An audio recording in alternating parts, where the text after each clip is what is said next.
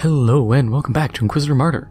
Last time we were doing more missions for the Ordo Malleus, and we'll hit up the Ordo Xenos, and then do another intel. Oh,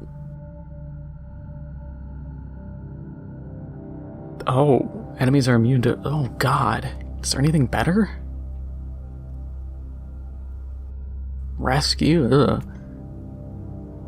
Hunt...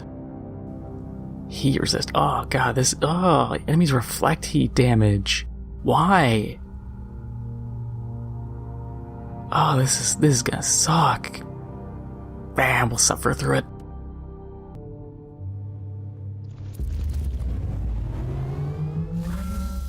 The enemies of the Imperium are infinite, and such a vast threat can only be fought with ingenuity. Kill the Masters, and you will render a sea of vermin helpless. Oh man, I don't like these bonuses these guys are getting this time around. Oh god, yeah. Oh. That's survivability. Oh yeah, chance to summon a demon on ability use, I think.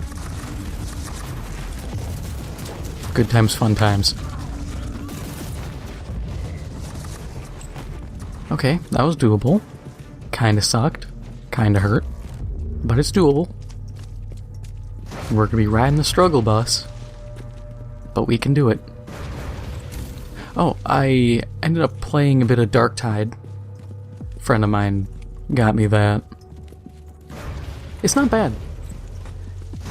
What I will say off the bat, if you're thinking about getting it, well, first I'm gonna try to figure out my recording situation so I can get proper gameplay for you guys. But on top of that, the game, as great as it is, suffers from the same problem of every Left 4 Dead style game. All it takes is one brain-dead teammate to screw everything up. Because before I was playing, it was my friend, his girlfriend, and one of her friends playing.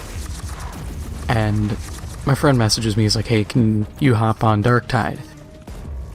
And I'm like, okay, sure, I was supposed to be recording, but whatever. And he goes, yeah, so we had one random guy, one person, on the first difficulty, because there's 5 difficulties, and they lost. Just flat out. This dude screwed things up so bad that they lost. And the second he said that, I thought, you know, I'm not surprised.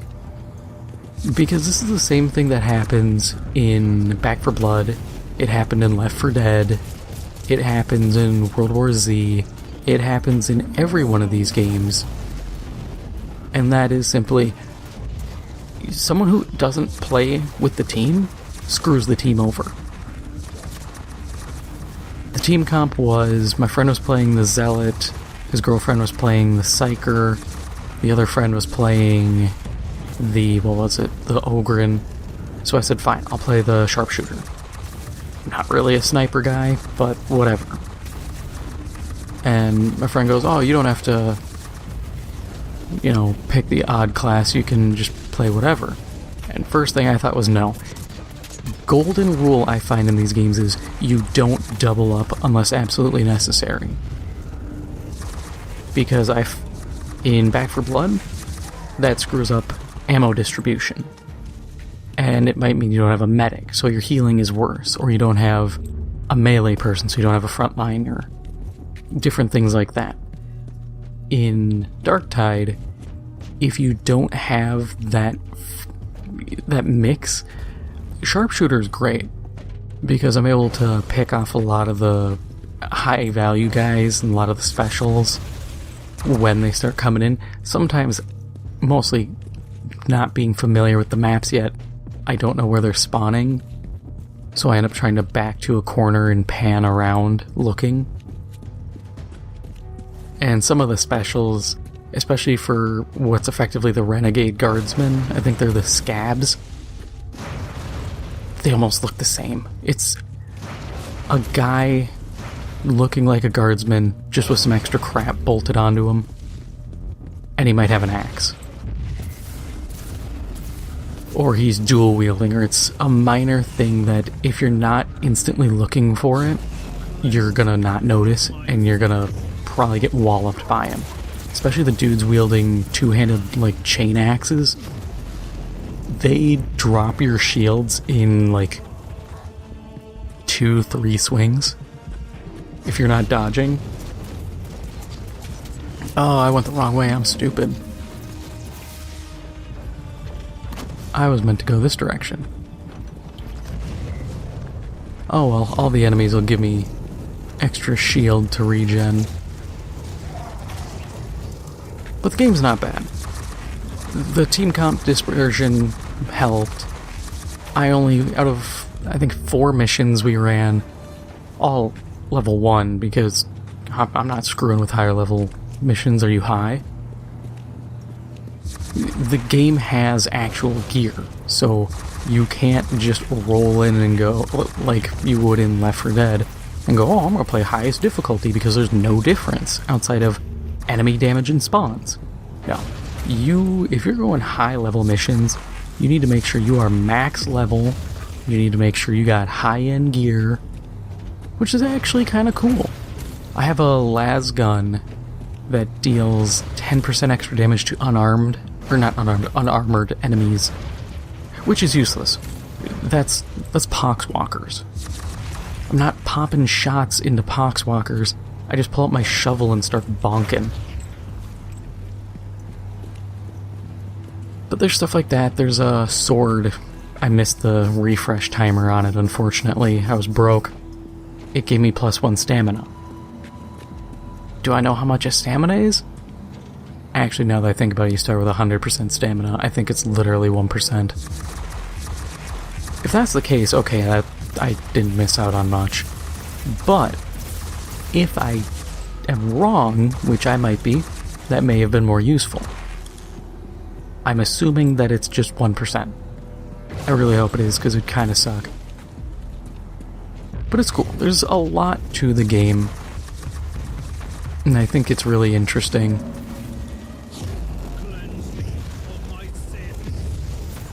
It has, I think, a lot of potential. It's just the matter of it meeting that potential. It does have the advantage of being made by the guys who did Vermintide.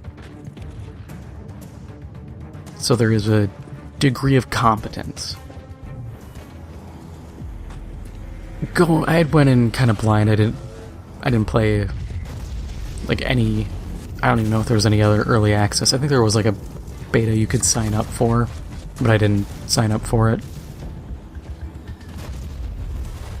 Oh god, this tank is just making life difficult.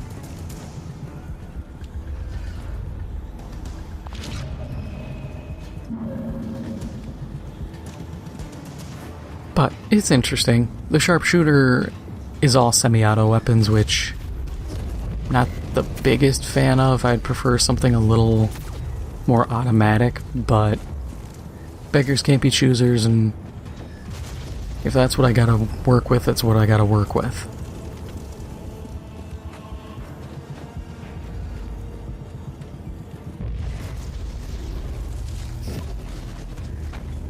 I didn't play any other classes just because each class levels individually, and I didn't, even though it's just level 1, we're all using some pretty ghetto basic gear, I didn't want to kneecap the team any more than necessary, even though I came in as 1 level behind them, so not like I was really missing out much.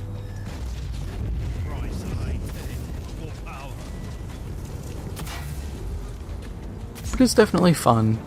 The enemies, there's a good variety. It's definitely got that Vermintide 2 vibe of, hey, you're not just fighting one faction.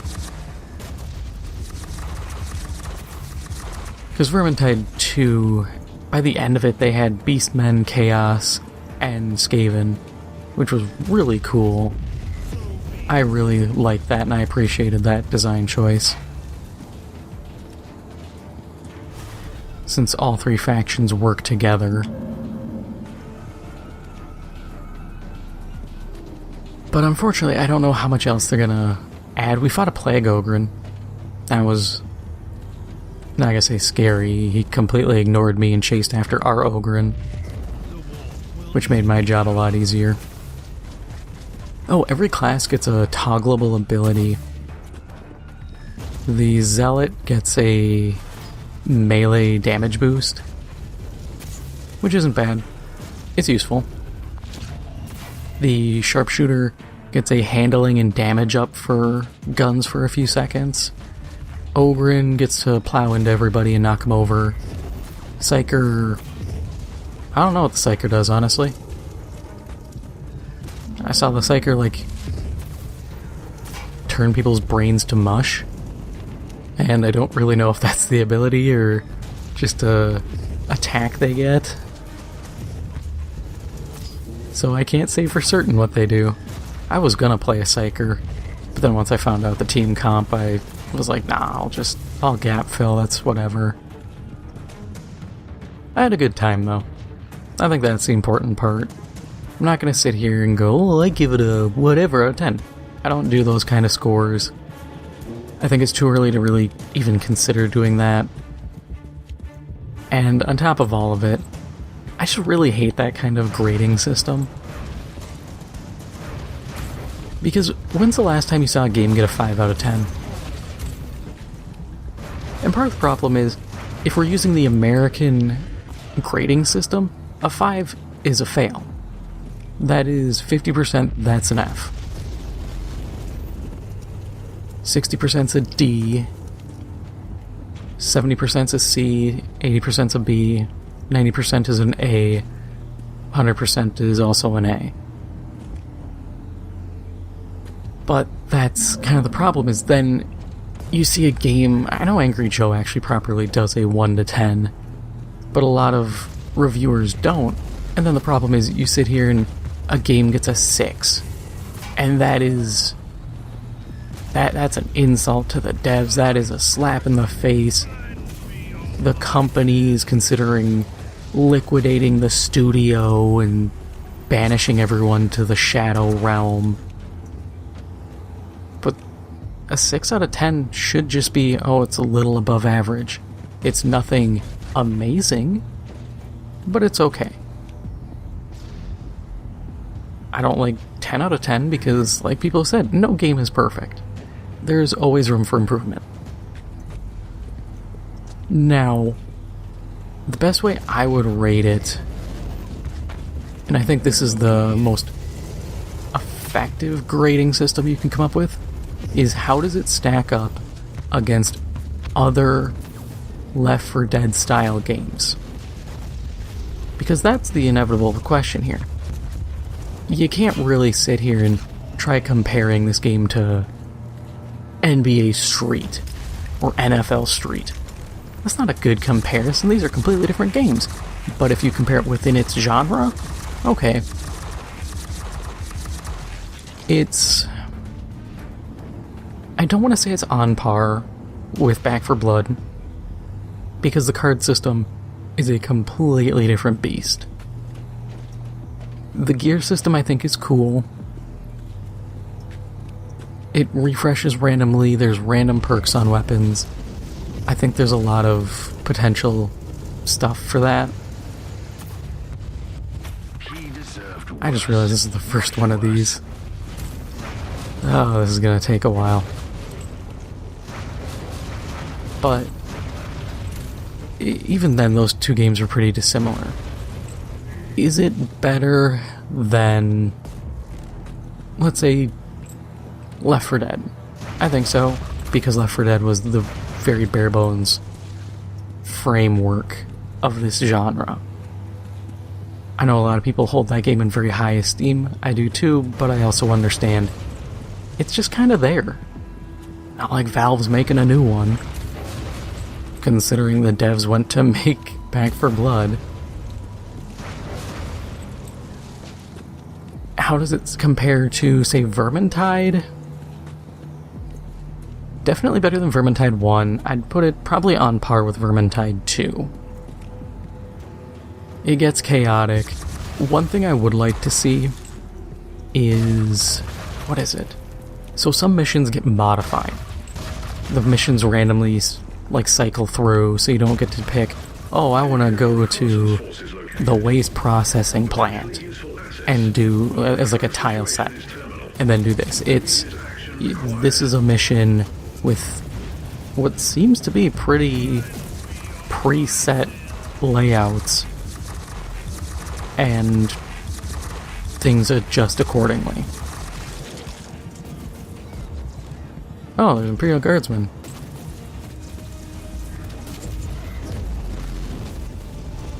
But... oh, it's the Revenants. Huh, those I thought were coming in Season 4. Didn't think we got those yet.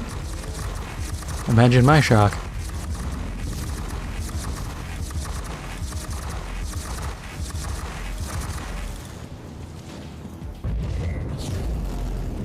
Oh my god, he has 1/3 HP.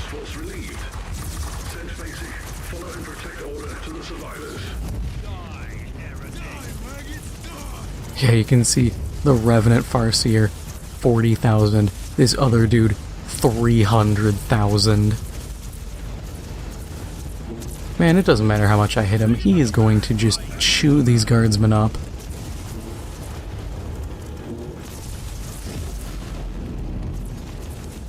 But, going back to my scaling here, it's definitely good. I was not paid to give my review. Even though I don't think anybody's gonna believe a channel with 300 and some subs is gonna get paid to review a game. You never know, some people are weird. But I think it's pretty good. Thanks to their history of making Vermintide, the devs seem to be pretty good with their stuff. I will say, other than being able to toggle modifiers, which would be really nice, the other big problem was was I supposed to kill the Revenant and the other guy just went with him? Whatever, that's weird. But I would also like for actual stat numbers. If you've seen the Reddit, if you've seen complaints about it, it entirely makes sense. All the weapons, first off, not all melee weapons are made identical, or made the same. The shovels have a defense stat, but the the swords, there's like a Catachin sword I was looking at getting, doesn't have a defense stat. So, I don't know what that means yet. And I'm a little annoyed because I'd really appreciate that. Because you can block with both of them, I would assume... I want to know what I'm blocking here. Is the shovel made for blocking? Because the weapons... Why are there rogue psychers here? But the blocking, it'd just be nice to have actual numbers and understanding. And they're both, the shovel and the sword are labeled as crowd control weapons. Which, by the way, really useful to have. If your primary weapon can just absolutely obliterate a higher value target, just get something with crowd control. Just bonk your way through all the zombies or the garbage tier cultists. Don't sit here and try to run 2 armor-piercing weapons unless your team's real good at wave clear and you have a guy dedicated to trash mob clearing.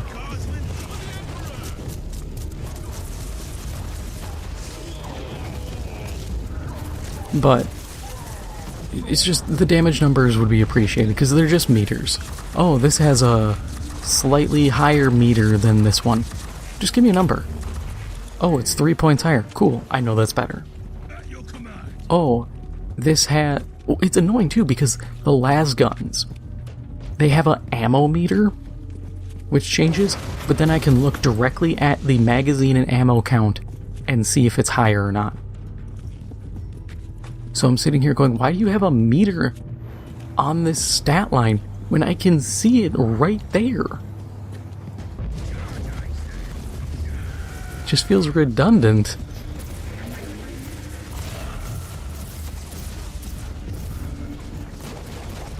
Almost like they initially planned on just having the meter and then realized, hey, this is actually really stupid.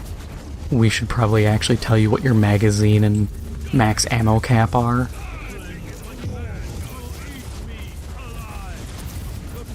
Which is as it should be.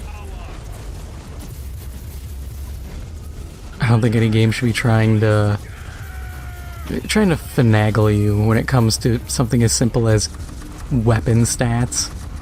It's the Call of Duty approach. I never liked it, and God, I don't like it now. I remember Black Ops 1 and some of the older games where it was a segmented block and you'd have all these little pips and stuff would go, oh, you lose 1 pip of range. And I'm thinking, what the hell does that even mean? Is that bad? If I gain a pip, is that a lot? Is that a little? How much is my damage fall off gonna be? Basic stuff like that. I can't even say it's nitpicky, because it is honestly a very important feature. When you have a game based around weapons, you kinda need weapon stats.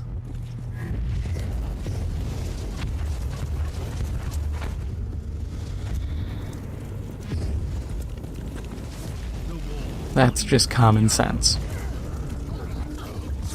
Oh, some of the bosses are interesting. Other than the Plague Ogre, and we did an assassination mission.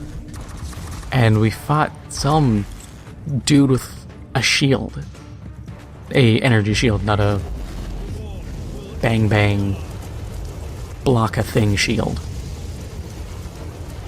Interesting fight.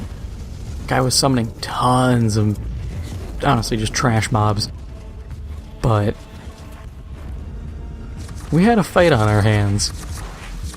I think it'll get a lot easier come better gear. But like I said before, one rando screwing things up can screw the entire mission, and that's what kind of concerns me and is something to think about, because even as a team, our Psyker died multiple times across the 4 missions. Our Psyker honestly got dropped the most. Also, as another tip, use the buddy system. Never go anywhere alone, because there are Chaos Hounds who can and will pounce on you and bust you in half. Or there's mutants that are essentially the Chargers from Left 4 Dead, where they'll grab you and start just pummeling you into the ground. It is kind of cool when they grab an Ogren, because instead of just one-handing you, they kind of get on top and just start throwing hands like there's no tomorrow. It looks like a fight in a Waffle House.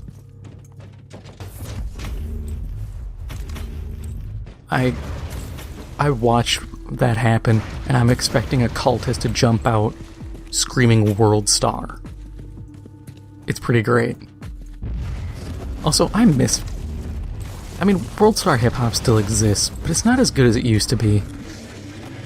I miss old World Star. I also miss when people remembered World Star. There was a time, makes me sound old, but there was a time where you couldn't get into a fist fight without someone pulling out their Razor flip phone, recording it, screaming, World Star! I miss those days. Now everybody just uploads it to TikTok.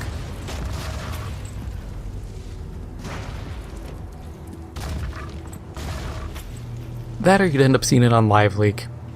But you know if you saw it on LiveLeak, that fight didn't end well for someone.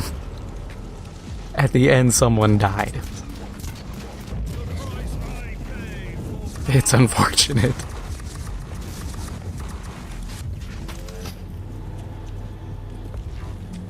But yeah, the game's fun. It's definitely, I'll say this, it isn't innovative. There is nothing that I'm going to sit down and go, oh man, this is groundbreaking design. Nah, it's pretty much iterative and what you'd expect. But I think it's good. Because it doesn't really need to do any groundbreaking design. I'm sure you could probably think of something. Given enough time, I could maybe think of something. But for what it is, and honestly, considering the game's like $40, it's pretty good. Now, would I have the same feeling if it was $70? First off, I'm not happy anything is $70.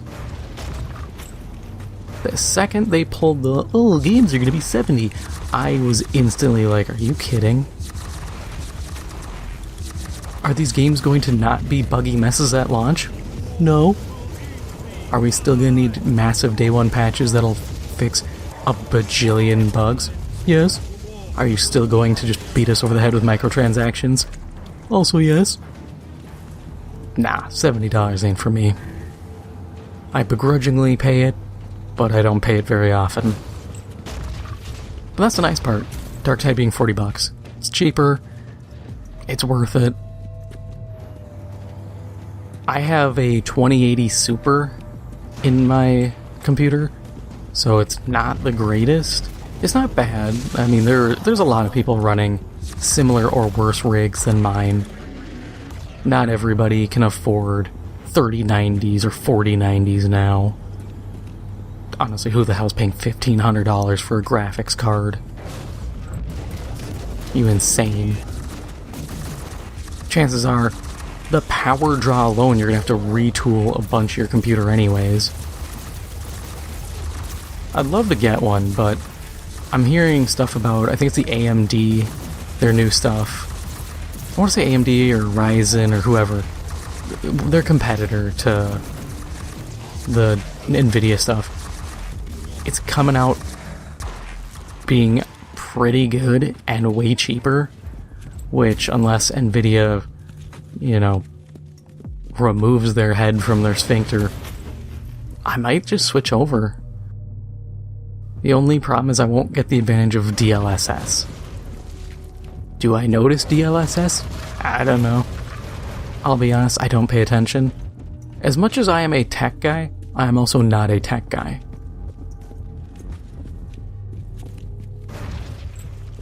It's the paradoxical thing. It's kind of like with the, what is it? Stuff like Alexas and Google Homes. A buddy of mine, he has all that crap. I'm like, nah. The best joke I've heard is, you know you work in IT or have worked in IT when you have next to no technology in your house and you have a printer from 10 to 15 years ago and a gun to deal with it if it ever rises up. That's effectively how I operate. I'm borderline a Luddite with my own tech.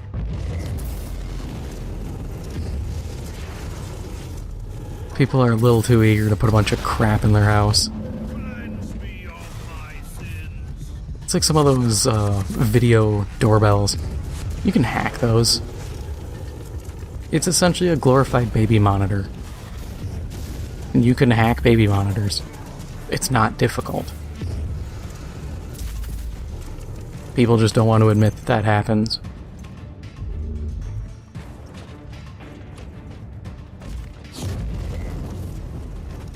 But yeah, that is my oh so amazing review.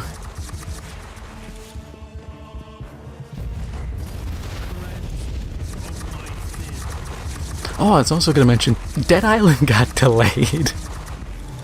Oh, we're never getting that game. I swear I mentioned this before, but... No, because that only got announced, I think, a couple days ago. But yeah, it got delayed because we must suffer. Okay, so when these guys break aggro, they actually have a time frame where they heal up again. That's interesting. Annoying, but interesting.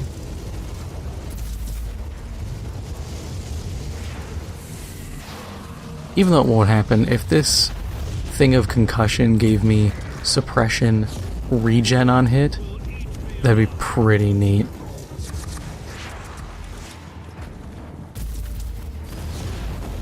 Just saying. RN Jesus, if you're out there, hook a homie up.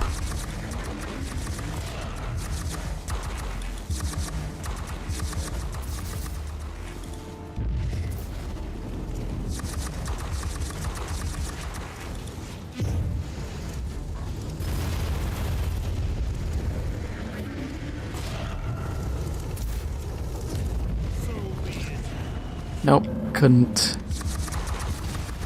sustain the fire. I was hoping I could, but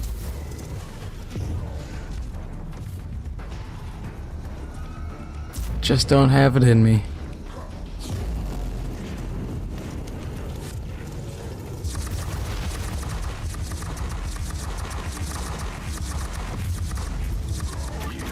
Finally.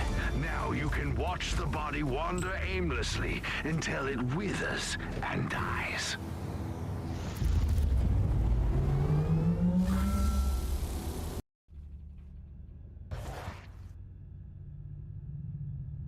Hey, finally got that. The loot was kind of crap, but whatever. Alright, let's just hit up, no. An intel run.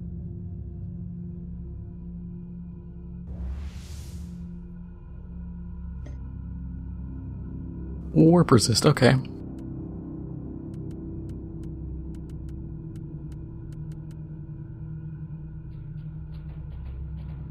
Warp damage dealt by enemies, warp resist. Okay, I can completely work with this. Movement speed, okay. And we'll just go with that. Yeah, that's all doable.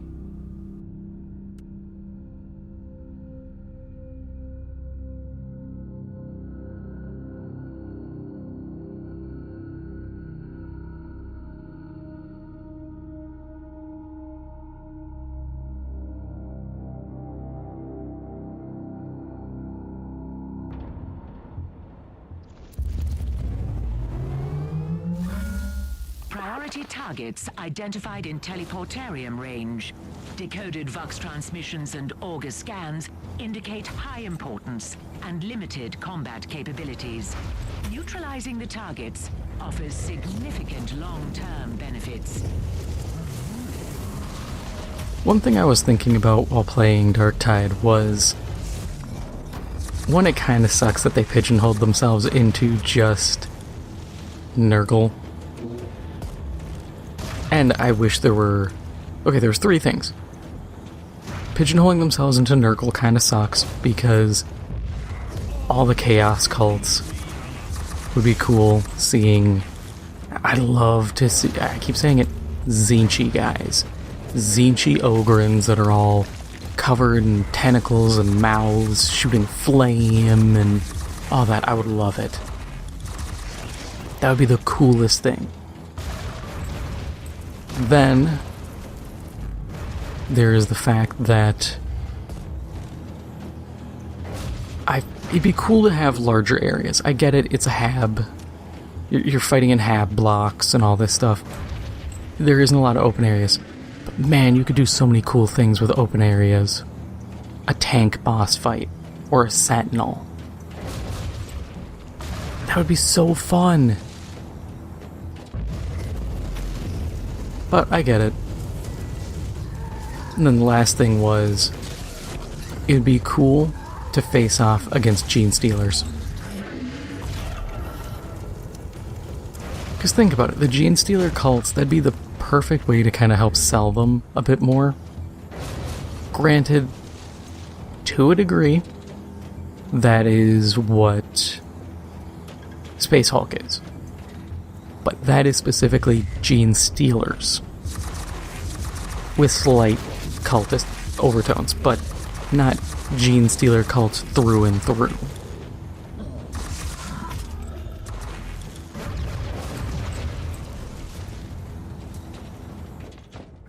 But I also get it.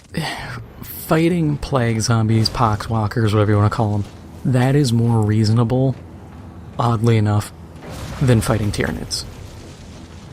Zombies are shambling idiots. the Tyranids are an ever-consuming adaptive swarm.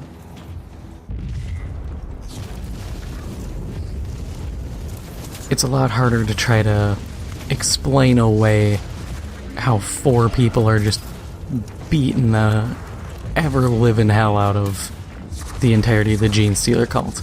We aren't Catachin jungle fighters, we're not anything like that where it instantly makes sense. We're just random prisoners who get let loose. Which, yeah, that is your... I forgot to mention, that is your kind of intro, is your prisoners who get set free because your prison transport gets boarded by cultists and you escape. But it's cool. I really like that. It's cool to see, it's done so often, but I always love it. Heroes coming from bad positions. And especially in 40K where you're not even really a hero. You're flat out told, yeah, you're probably gonna die here. And that's something I always enjoy in games. That's something I always hated in MMOs, was the fact that you could go to a quest, show up at the quest giver, and there'd be a line of 50 people turning it in. And it's just the same NPC going, oh, thank you, hero, only you can save the world. Next person, they leave, next person comes in line. Oh, thank you, hero, only you can save the world. You go next. Oh, thank you, hero, you're the only person who can save the world. It's like, no, I literally just saw you say this to multiple people. I would rather be the random dude on the front lines who's told, hey, I didn't expect you to live, cool. Get back out there, soldier.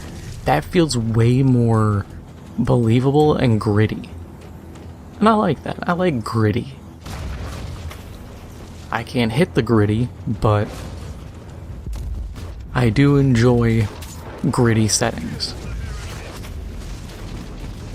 Which is kind of funny, because I think that's what Disney's finally starting to do with Star Wars, is make it gritty, but I'm thinking, you already did a good almost decade of near continual damage.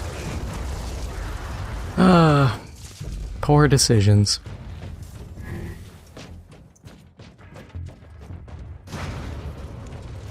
But here's hoping that Darktide gets a long and well-supported lifetime.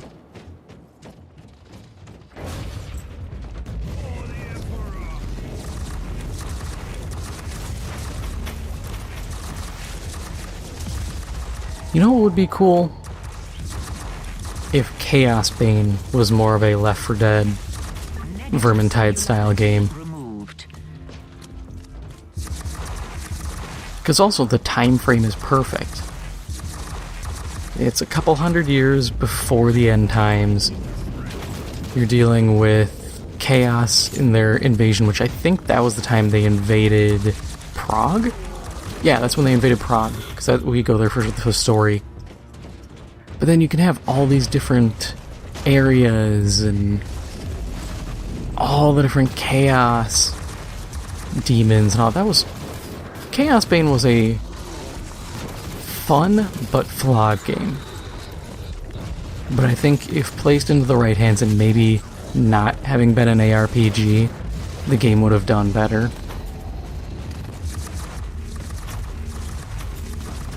I will say this though, I am worried in regards to not Darktide, but gaming in general.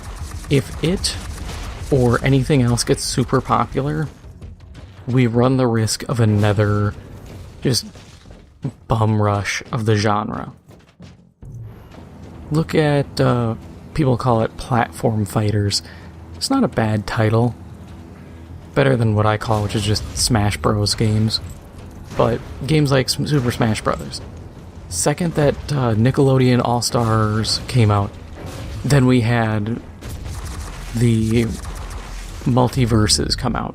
Now there's a Lego one coming out. Kind of cool, honestly, doing that for Lego, but at the same time, never in my life did I go, oh yeah, I would love to have a platform fighter consisting of Lego characters. And the concern is just that we'll get a bunch of Left 4 Dead style games, because we don't really have a name for it. Horde shooter? That's a lot more general. It's a specific thing, I just don't know what you call it.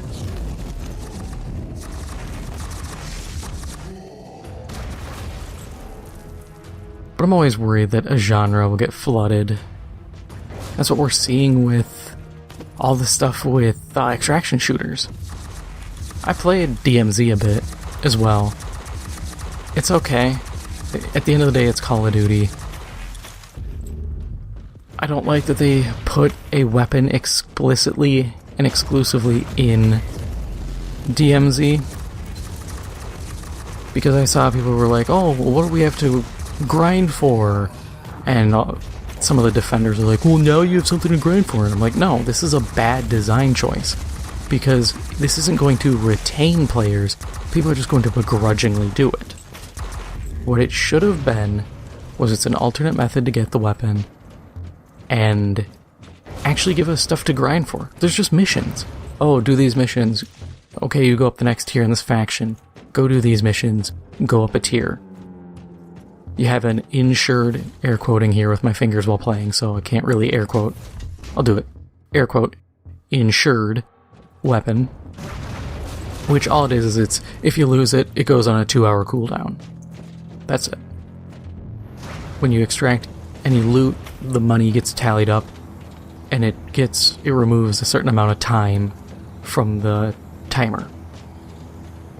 It's not bad, but there's nothing else to go for. At least with Tarkov, there was... You had a stash that you could actually properly expand, instead of having to buy Modern Warfare 2 to actually get inventory expansions. Because that's insane. That doesn't incentivize people to play your game. But there's no hideout, so you can't go, oh, I'm gonna collect these items and then turn them into something else I can sell for more money. Oh, I can collect these weapons from the battlefield, which become contraband, and modify them additionally. You know, I might find an RPK. Well, I'd like to modify my RPK. Using what I have, I'd pay a little bit, modify it. That'd be cool.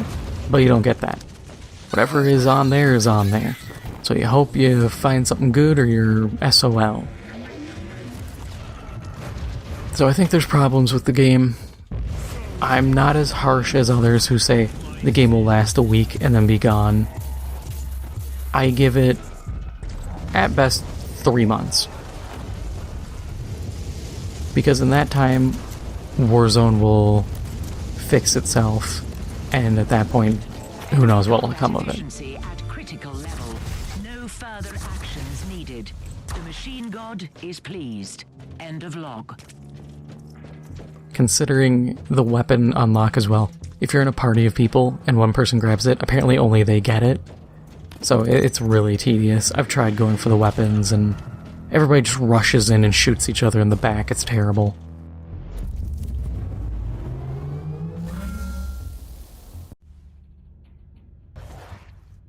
Yeah, I expected that. Ooh. That deflector shield will be good. We'll actually just consume that here and now. But that is all for now. If you enjoyed this episode, make sure to hit the like button. It helps out the channel a lot. And if you haven't already, make sure to hit the subscribe button. Thank you for watching, and I'll see you in the next one.